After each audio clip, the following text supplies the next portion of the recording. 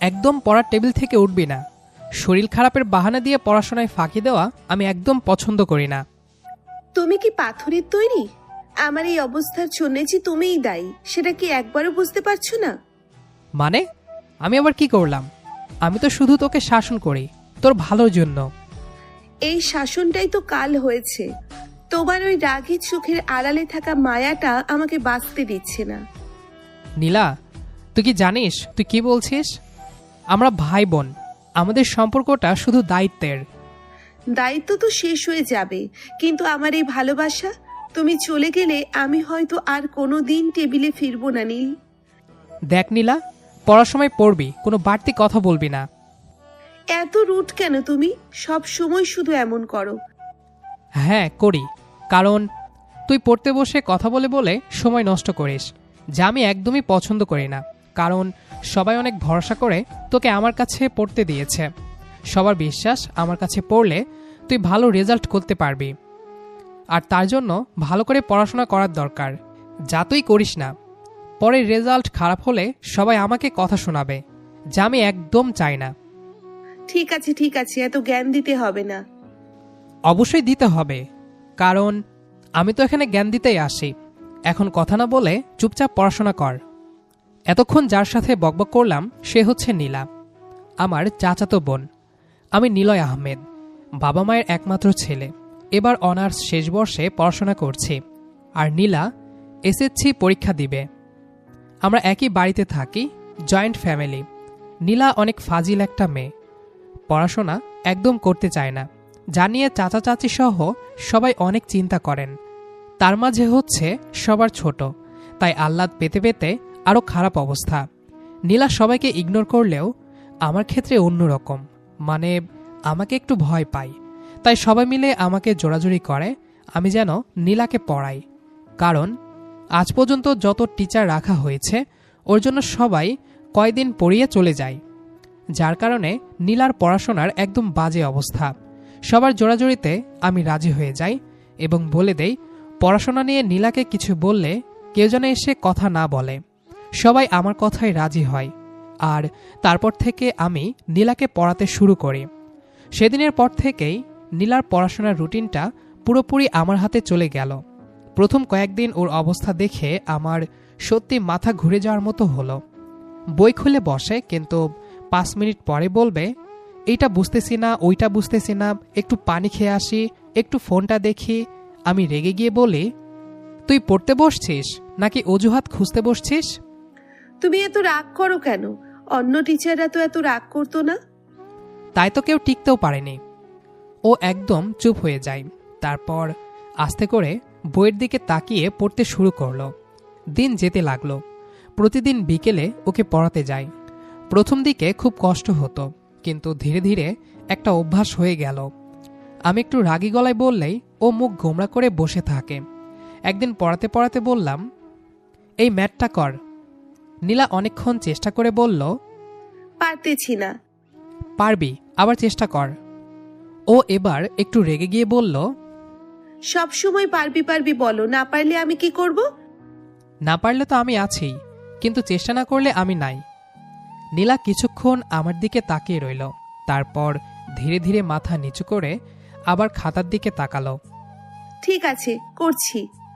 আমি কিছু বললাম না, শুধু ওর পাশে বসে থাকলাম। ও হিসাব করতে লাগলো, একবার ভুল, দুইবার ভুল, তৃতীয়বারে ঠিক। দেখলি, পেরেছিস। নীলা মাথা তুলে তাকালো, চোখে অদ্ভুত এক ঝিলিক। ধীরে ধীরে নীলা বদলাতে লাগলো, আগের মতো আর ফাজলামি করে না। নিজে থেকে এসে বলে, আজকে কি পড়বো? আমি অবাক হয়ে যাই। এ কি সেই নীলা যে পড়ার নাম শুনলেই পালাতো? এত সিরিয়াস কবে থেকে হলি? কেউ একজন খুব রাগী, তাই ভাবলাম নিজেকে শুধরে নিই। যাক, ভালোই হয়েছে, অবশেষে বুঝলি। নীলা আর কিছু না বলে পড়তে লাগলো। এভাবে কেটে গেল কিছুদিন। হঠাৎ একদিন আমার কিছু ছেলে এবং মেয়ে ফ্রেন্ডসরা বাসায় আসে, তাই তাদের সাথে বসে আড্ডা দিচ্ছি। হঠাৎ দেখি দরজার কাছে দাঁড়িয়ে আছে নীলা। কি হয়েছে? কিছু না। তাহলে দাঁড়িয়ে আছিস কেন? তুমি আজকে পড়াবে না? আজকে একটু কাজ আছে, কাল পড়াবো। ও কিছু না বলে চলে গেল, কিন্তু সেদিন পড়তে বসেনি। রাতে খেতে বসে চাচি বললেন আজ নাকি নীলা সারাদিন কিছু খায়নি ঠিক মতো। আমি আর কিছু বললাম না। রাতে খাওয়া শেষ করে নিজের রুমে এসে বসে আছি। মাথার ভেতর বারবার ঘুরছে একটা কথাই, নীলা আজ কিছু খায়নি। অদ্ভুত লাগছে ব্যাপারটা। এই মেয়েটা তো এমন না, যার জন্য দিনে 10 বার বকা দিতে হয়, সেই নীলা আজ সারাদিন চুপচাপ। আমি ধীরে ধীরে নীলার রুমের সামনে গিয়ে দাঁড়ালাম। দরজাটা আধা খোলা। ভেতরে তাকিয়ে দেখি টেবিলে মাথা রেখে বসে আছে। সামনে খাতা খোলা, কিন্তু পড়ার কোনো চিহ্ন নেই। আমি একটু গম্ভীর গলায় বললাম, এ সময় পড়ার কথা ছিল, নাটক করার না। নীলা চমকে উঠল, মাথা তুলে তাকালো। চোখ দুটো লাল, মনে হলো কেঁদেছে হয়তো। তুমি? কেন, আসতে পারি না? নীলা কিছু বলল না, আবার মাথা নিচু করে ফেলল। আমি ভেতরে গিয়ে চেয়ারটা টেনে বসলাম। খাসনি কেন সারাদিন? এমনি। এমনি মানে? খিদে ছিল না। কেন, খিদে নেই কেন? নীলা এবার মাথা তুলে তাকালো, চোখে কেমন একটা অভিমান জমে আছে। তুমি তো আজ পড়াওনি। তাই বলে না খেয়ে থাকবি? তুমি না পড়ালে আমার ভালো লাগে না। আজব তো, পড়াশোনার সাথে খাওয়ার কি সম্পর্ক? নীলা একটু ঠোঁট কামড়ে চুপ করে রইল, তারপর ধীরে ধীরে বলল, সবকিছুরই তো সম্পর্ক আছে, শুধু সবসময় বোঝানো যায় না। আমি কিছুক্ষণ ওর দিকে তাকিয়ে থাকলাম, তারপর নিজেকে সামলে নিয়ে একটু কড়া গলায় বললাম, এসব ফালতু কথা বাদ দে, আগে গিয়ে খেয়ে আয়। খাবো না। কেন? ইচ্ছে করছে না। ঠিক আছে, না খেলে না খা, পরে অসুস্থ হলে কিন্তু আমার কাছে আসিস না। বলেই আমি চলে যেতে নিলাম। দরজার কাছে গিয়ে থেমে গেলাম। পেছন থেকে কোনো শব্দ নেই, না রাগ না জেদ, একদম চুপ। আমি আবার ফিরে তাকালাম, ও একইভাবে বসে আছে। হঠাৎ করে রাগটা কেমন যেন কমে গেল। আমি আবার এসে চেয়ারটা টেনে বসলাম। ওঠ, খেতে যাবি? তুমি সাথে গেলে যাব। আমি একটু বিরক্ত হয়ে বললাম, সবকিছুতেই আমার উপর ডিপেন্ড করবি নাকি? সবকিছু না, কিছু কিছু। ঠিক আছে, চল। ডাইনিং টেবিলে গিয়ে দেখি সবাই খাওয়া শেষ করে ফেলেছে। আম্মু শুধু বসে আছেন। নীলাকে দেখে হেসে বললেন, আরে নীলা, এখন খেতে আসছে? হ্যাঁ, ভূতে এসে ভর করেছিল, তাই খাইনি সারাদিন। নীলা আমার দিকে রাগী চোখে তাকালো, তারপর চুপচাপ টেবিলে বসল। আমি পাশে দাঁড়িয়ে থাকলাম। নীলা প্লেটে ভাত নাড়াচাড়া করছে, কিন্তু খাচ্ছে না। আমি নিচু গলায় বললাম, প্লেটের মাঝে কি এখন মানচিত্র আঁকবি? খা ভালো করে। নীলা আমার দিকে একবার তাকিয়ে আস্তে আস্তে খাওয়া শুরু করলো। খাওয়া শেষ করে আমি আবার নীলার রুমে গেলাম। পড়তে বস। আজ পড়বো না। কেন? এমনি, এভাবেই বসে থাকো। মানে কিছু না। আমি কিছুক্ষণ চুপ করে রইলাম, তারপর বললাম, ঠিক আছে, আজকে বেশি পড়াবো না, অল্প পড়ে নে। নীলা হালকা হাসল, তারপর অল্প পড়িয়ে আমি আমার রুমে চলে গেলাম। পরের দিন থেকে আবার আগের রুটিন শুরু হলো, তবে একটা পার্থক্য স্পষ্ট। নীলা এখন নিজে থেকেই সবসময় পড়তে বসে, আমি ডাকতে না গেলেও চলে আসে। একদিন বিকেলে আমি একটু দেরি করে রুমে ঢুকলাম, দেখি নীলা আগে থেকেই বসে আছে, বই খোলা, খাতা রেডি। আজ তো আগে পড়তে বসে গেছিস? দেরি করলে তো তুমি আবার বকা দিবা। তাহলে ভয়ে পড়ছিস? মোটেও না, আমি কাউকে ভয় পাই না। আচ্ছা হয়েছে, এবার মন দিয়ে পড়। ধীরে ধীরে নীলার পরীক্ষা কাছাকাছি চলে আসলো। সিলেবাস প্রায় শেষ, এখন রিভিশন চলছে। একদিন পড়াতে পড়াতে হঠাৎ নীলা বলল, একটা প্রশ্ন করি? কর। পরীক্ষা শেষ হলে তুমি কি আমাকে আর পড়াবে না? সঠিক বলতে পারছি না। কেন, তুমি তো বাসায়ই থাকবে। আমি বইয়ের দিকে তাকিয়ে বললাম, আমার ফাইনাল এক্সাম শেষ হয়ে গেলে চাকরিতে জয়েন করব, তখন এসবের জন্য আর সময় পাবো না। তুমি চাকরি করবে? কিছু একটা তো করতে হবেই, এভাবে বেকার বসে খাবো কতদিন? নীলা চুপ করে গেল, আগের মতো তর্ক করল না। মজা করল না, শুধু খাতার দিকে তাকিয়ে রইল। কিন্তু বুঝতে পারছিলাম মাথার ভেতর অন্য কিছুই ঘুরছে। এই যে পড়ায় মন দে, এক্সাম সামনে। হুম। দিনগুলো ধীরে ধীরে এগোতে লাগলো। আমার অনার্স ফাইনাল শেষ হয়ে গেল এক সময়। শেষ পরীক্ষাটা দিয়ে বের হয়ে মনে হলো একটা বড় চাপ শেষ, কিন্তু তারপরও একটা চাপ রয়ে গেছে। ওদিকে নীলার পরীক্ষা এসে গেছে। আগে সেই ফাজিল মেয়েটা এখন পুরোপুরি অন্যরকম। নিজে থেকে রুটিন বানায়, সময় মতো পড়ে, এমনকি আমি না বললেও পড়া রিভিশন করে। তবুও প্রতিদিন আমি ওকে নিয়ে বসি, এই চ্যাপ্টারটা আবার দেখ, আগেই দেখেছি। আবার দেখ। নীলা একটু বিরক্ত হয়, কিন্তু কিছু বলে না, চুপচাপ পড়ে। প্রথম পরীক্ষার দিন সকালে আমি নিজেই ওকে সেন্টারে দিয়ে আসি। রাস্তায় বেশি কথা বলে না, শুধু হাতের অ্যাডমিট কার্ডটা শক্ত করে ধরে থাকে। ভয় লাগছে? হুম। যা পড়েছিস সেটাই লিখবি, বেশি ভাবিস না। নীলা মাথা নাড়ল। সেন্টারে গেটে ঢোকার আগে একবার আমার দিকে তাকালো। তুমি থাকবা তো বাইরে? থাকব। ও হালকা একটা নিঃশ্বাস ফেলে ভেতরে ঢুকে গেল। এভাবে প্রতিটা পরীক্ষা গেল। আমি প্রায় প্রতিদিনই ওকে নিয়ে যাই, আবার নিয়ে আসি। বাইরে বসে অপেক্ষা করি। ধীরে ধীরে নীলার সব পরীক্ষা শেষ হয়ে গেল। শেষ দিনের পরীক্ষা দিয়ে বের হয়ে ও হালকা হেসে বলল, অবশেষে শেষ হলো। কেমন হলো আজকের পরীক্ষা? ভালোই হয়েছে মনে হয়। ভালো হলেই ভালো। দেখতে দেখতে কেটে গেল 3 মাস। নীলার রেজাল্ট দিয়েছে। নীলার রেজাল্ট দেখে বাসায় এক ধরনের উৎসবের আমেজ, সবাই খুশি। নীলা ভালো রেজাল্ট করেছে। চাচা চাচি তো আমাকে বারবার ধন্যবাদ দিতে লাগলেন, আর সেই সাথে আমার জবের ব্যাপারটা এগোতে লাগলো। কয়েকটা জায়গায় আগে থেকেই সিভি দিয়ে রেখেছিলাম। একদিন বিকেলে ফোন এলো ইন্টারভিউয়ের জন্য। আমি ইন্টারভিউ দিতে গেলাম। কয়েকদিন পর রেজাল্টও পেলাম। অবশেষে চাকরিটাও হয়ে গেল, কিন্তু শহরের বাইরে গিয়ে করতে হবে। আমি তেমন কিছু না ভেবে রাজি হয়ে যাই। বাসায় খবর দিতেই সবাই খুশি, কিন্তু আবার বাহিরের কথা শুনে কিছুটা মন খারাপও। আম্মু তো চোখে পানি নিয়ে দোয়া করতে লাগলেন। কিন্তু এই সব কিছুর মাঝেও একটা জিনিস খেয়াল করলাম, নীলা একদম চুপচাপ দাঁড়িয়ে আছে। আমি কয়েকবার খেয়াল করলাম, কিন্তু কিছু বললাম না। সন্ধ্যার দিকে বারান্দায় দাঁড়িয়েছিলাম, হালকা বাতাস বইছে। হঠাৎ পেছন থেকে নীলার কণ্ঠ, তুমি কবে যাবে? আমি একটু ঘুরে তাকালাম। আর 1 সপ্তাহ পর। এত তাড়াতাড়ি? জব তো, সময় মতো জয়েন করতে হবে। নীলা আর কিছু বলল না, শুধু গ্রিল ধরে বাইরে তাকিয়ে রইল।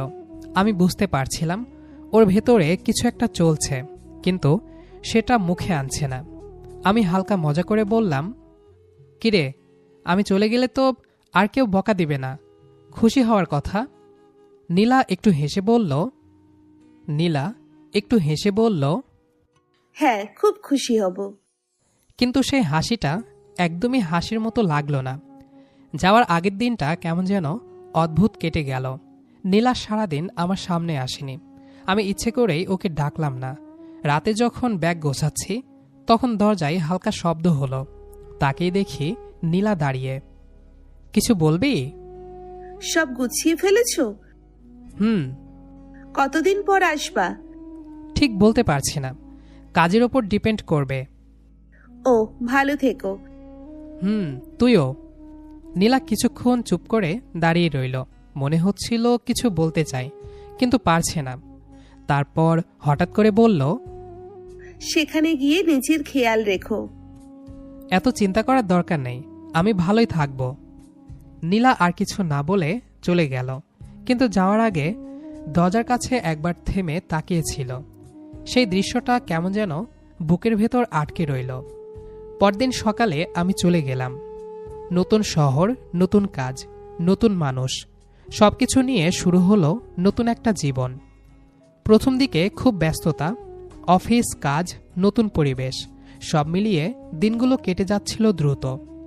বাসায় মাঝে মাঝে ফোন দিতাম, সবার সাথে কথা হতো, কিন্তু নীলার সাথে খুব একটা কথা হতো না। আমি ভাবতাম হয়তো এখন আর আমার প্রয়োজন নেই ওর জীবনে।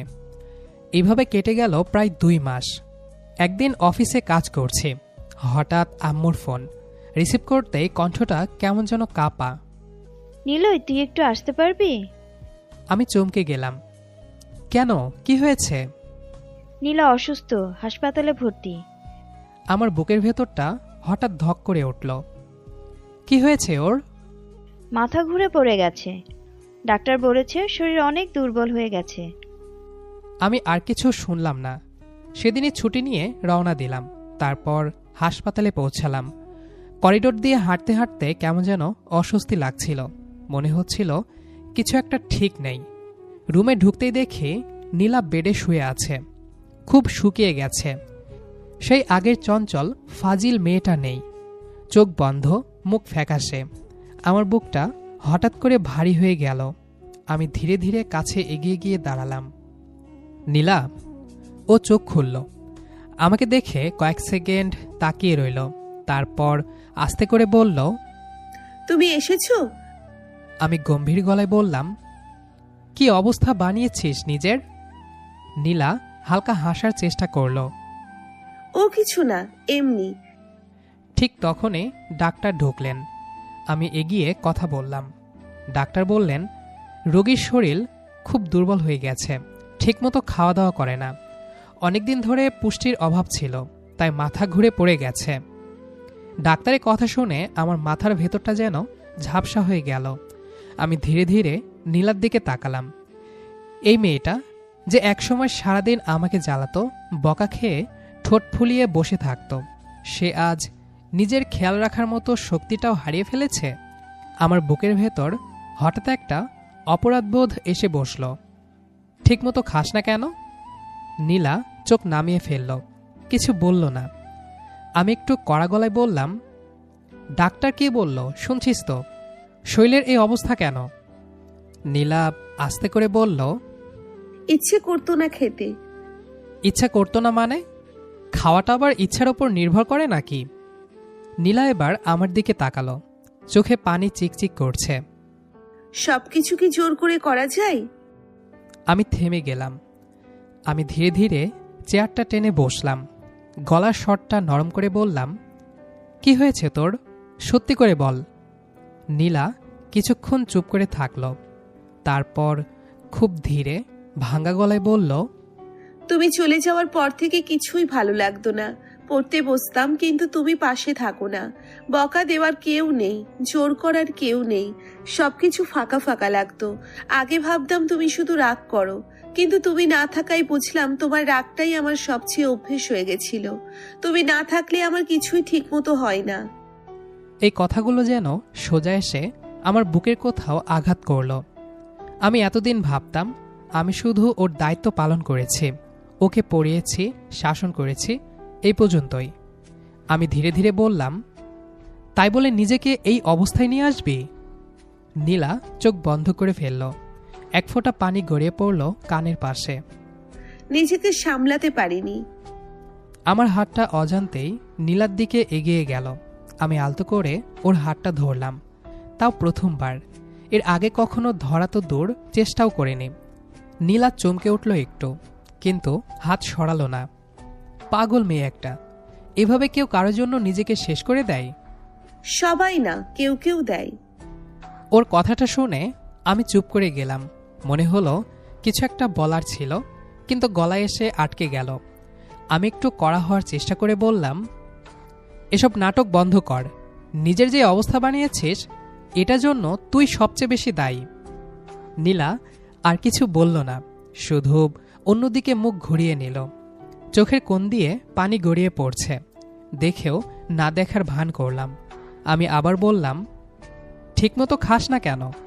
এত বড় হয়েছিস, এটুকু বুঝিস না? নীলা এবার আমার দিকে তাকালো। সেই দৃষ্টি একদম শান্ত, কিন্তু ভেতরে অনেক কিছু জমে আছে। কিছু কিছু জিনিস বুঝেও করা যায় না। আমি থেমে গেলাম। কথাটা সহজ, কিন্তু ভিতরে অন্য মানে লুকানো, যেটা আমি বুঝেও বুঝতে চাইছিলাম না। আমি গলা শক্ত করে বললাম, এসব ঘুরিয়ে পেঁচিয়ে কথা বলিস না। ডাক্তার যা বলছে ঠিকমতো খাওয়া দা, রেস্ট নে, এটাই করবি। তুমি আবার চলে যাবে? হ্যাঁ, জব আছে তো। হুম। নীলা আর কিছু বলল না, কিন্তু সেই হুমটার ভেতরে যে কতটা অভিমান আছে সেটা পরিষ্কার বোঝা যাচ্ছিল। আমি একটু অস্বস্তি নিয়ে চেয়ার থেকে উঠে দাঁড়ালাম। ঠিক হয়ে যা, আগে এসব নিয়ে পরে ভাবিস। নীলা হালকা হাসার চেষ্টা করল। আমি তো ঠিকই আছি। এটাকে ঠিক থাকা বলে? নীলা কিছু বলল না। রুমে একটা অদ্ভুত নীরবতা নেমে এলো। আমি দাঁড়িয়ে আছি আর ও চুপচাপ শুয়ে আছে, কিন্তু দুজনের মাথার ভেতরই যেন ঝড় চলছে। কিছুক্ষণ পরে আমি ধীরে বললাম, খাবারগুলো খেয়ে নে। ইচ্ছে করছে না। ইচ্ছা না করলেও খেতে হবে। তুমি খাইয়ে দিবে? কেন? তোর হাতে কি হয়েছে? কিছু না। নীলা কিছু বলল না। আমি উঠে গিয়ে প্লেটে খাবার নিলাম, তারপর খাইয়ে দিলাম। নীলা চুপচাপ খাচ্ছে। খাওয়া শেষে ওষুধ খাইয়ে দিলাম। ডাক্তার বলল আজকে নাকি ছাড়া যাবে না, আগামীকাল বাড়ি যেতে পারবে। হাসপাতালে আম্মু, চাচি আর আমি রইলাম। আমাকে অনেকবার বলা হয়েছে বাড়ি চলে যেতে, কিন্তু আমি যাইনি। অফিস থেকে ছুটি বাড়িয়ে নিলাম। নীলার খাওয়া, ওষুধ, ডাক্তার সবকিছু আমি নিজে দেখতে লাগলাম। তারপর পরের দিন বাড়িতে চলে গেলাম। নীলা ধীরে ধীরে সুস্থ হতে লাগলো, আর এদিকে আমার ছুটিও প্রায় শেষের দিকে। আবার চলে যেতে হবে, কিন্তু এবার যাওয়ার কথাটা মনে হলেই বুকের ভেতর কেমন যেন একটা অস্বস্তি কাজ করছিল। বিকেলে বারান্দায় দাঁড়িয়েছিলাম। আকাশে হালকা মেঘ, বাতাসটাও একটু ঠান্ডা। পিছন থেকে পায়ের শব্দ শুনে বুঝলাম নীলা। এখন কেমন আছে শরীর? ভালো।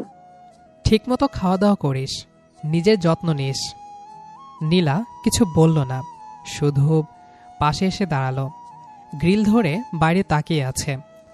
আগের মতো ঠোঁট ফুলিয়ে জেদ করছে না, রাগ দেখাচ্ছে না।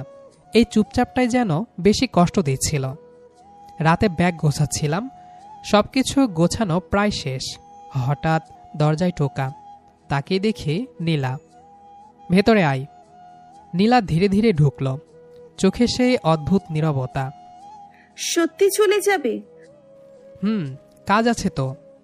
নীলা কিছুক্ষণ চুপ করে দাঁড়িয়ে রইল, তারপর হঠাৎ বলল, যদি আমি বলি না যেতে? বাচ্চাদের মতো কথা বলিস না। নীলা এবার মাথা তুলে সরাসরি আমার চোখের দিকে তাকালো। আমি সিরিয়াস। ওর চোখের দৃষ্টি দেখে আমার হাসিটা মিলিয়ে গেল। এসব সম্ভব না নীলা। সবকিছুই কি সম্ভব আর অসম্ভব দিয়ে মাপা যায়? আমি কিছু বলতে গিয়ে থেমে গেলাম।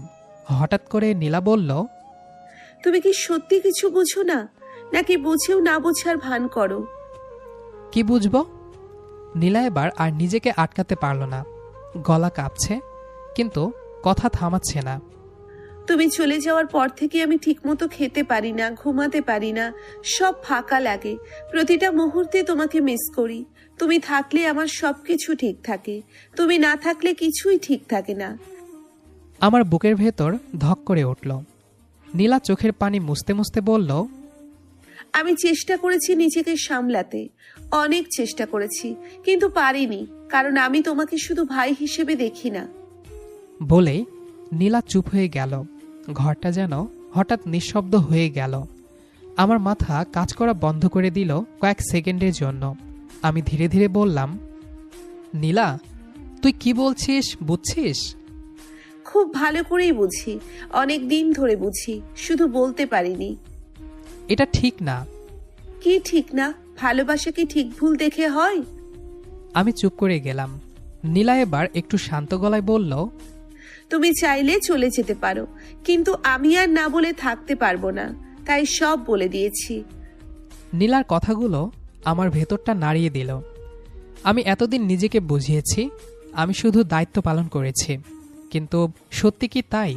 ও অসুস্থ হলে আমি সব ছেড়ে চলে এসেছি কেন? ও না খেলে আমার এত অস্থির লাগে কেন? উত্তরগুলো আমার কাছেই ছিল, শুধু স্বীকার করিনি। আমি ধীরে ধীরে ওর কাছে গিয়ে দাঁড়ালাম। কিছুক্ষণ চুপ করে ওর চোখের দিকে তাকিয়ে রইলাম। সেই চোখে ভয় আছে, অভিমান আছে, কিন্তু সবচেয়ে বেশি যা আছে সেটা হলো একটা নিশ্চিত অনুভূতি। আমি গভীর নিঃশ্বাস নিয়ে বললাম, নীলা, তুই যা বলছিস সেটা হালকা কিছু না, এটা অনেক বড় একটা সিদ্ধান্তের ব্যাপার। আমরা একই পরিবারের, একই সাথে বড় হয়েছি। বাইরে থেকে এটা কেউ সহজভাবে নেবে না।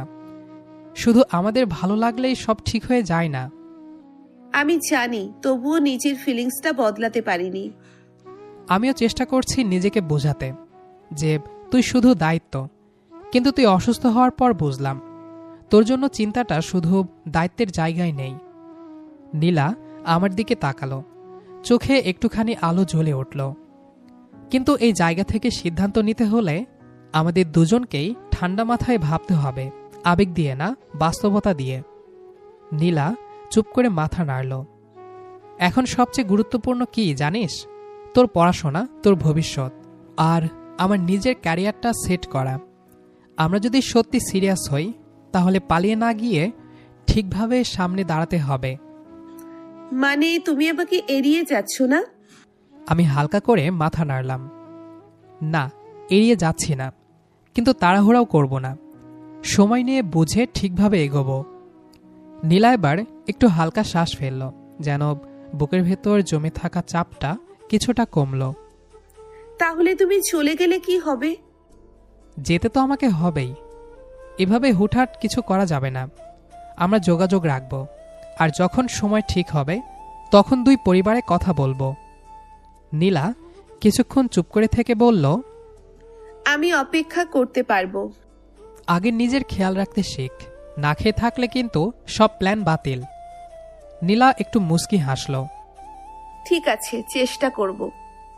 আমি হাত বাড়িয়ে ওর মাথায় আলতো করে হাত রাখলাম। শুধু চেষ্টা না, করতে হবে। পরের দিন আমি চলে গেলাম, তবে এবার সবকিছু আগের মতো ফাঁকা লাগছিল না। প্রায়ই ফোনে কথা হতো। নীলা এখন নিয়ম করে খায়, নিজের পড়াশোনায় মন দেয়, মাঝে মাঝে আগের মতো ঝগড়া করে, কিন্তু এখন সেই ঝগড়ার ভেতরে একটা নিশ্চয়তা থাকে। আমারও কাজের চাপ বাড়তে লাগলো। ধীরে ধীরে নিজেকে গুছিয়ে নিতে লাগলাম। সময়ের সাথে সাথে আমাদের কথাগুলোও পরিণত হতে লাগলো।